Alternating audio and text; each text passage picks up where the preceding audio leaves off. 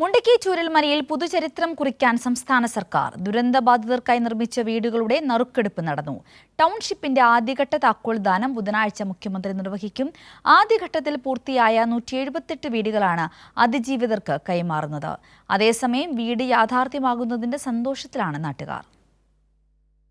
മുണ്ടക്കൈ ചൂരൽമല ഉരുൾപൊട്ടലിൽ എല്ലാം നഷ്ടപ്പെട്ട 178 കുടുംബങ്ങൾക്ക് ഫെബ്രുവരി 25-ന് മുഖ്യമന്ത്രി പിണറായി വിജയൻ വീടിന്റെ താക്കോൽ കൈമാറും.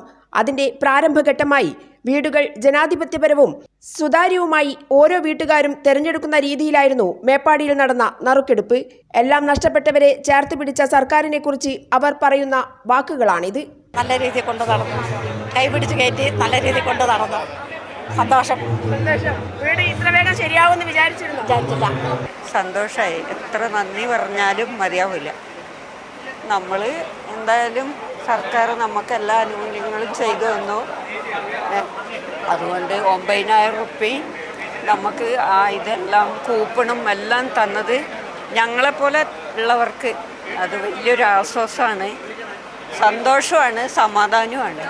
നന്ദി മാത്രം, ഒരുപാട് നന്ദിയുണ്ട്. താക്കോൽദാനങ്ങളെന്നൊക്കെ പറയണേട്ടോ, അതിയായ സന്തോഷം തന്നെയാണുള്ളത്. ഞങ്ങളുടെ ദൈവമാണ് സർക്കാർ, നല്ല സർക്കാരാണ്, ഞങ്ങളുടെ ദൈവമാണ്.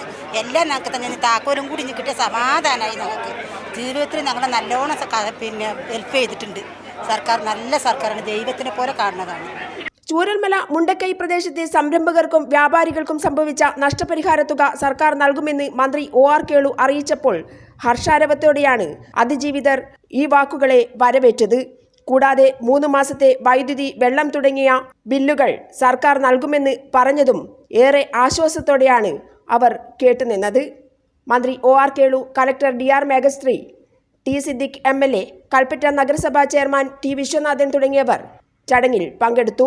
എല്ലാ രാഷ്ട്രീയ പാർട്ടി പ്രതിനിധികളും ചടങ്ങിൽ സംബന്ധിച്ചു.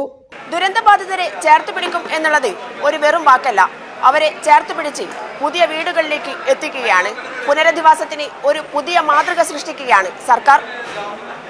മേപ്പാടിയിൽ നിന്നും ക്യാമറമാൻ അനിൽ കല്യാശ്ശേരിക്കൊപ്പം PV ജോഷില.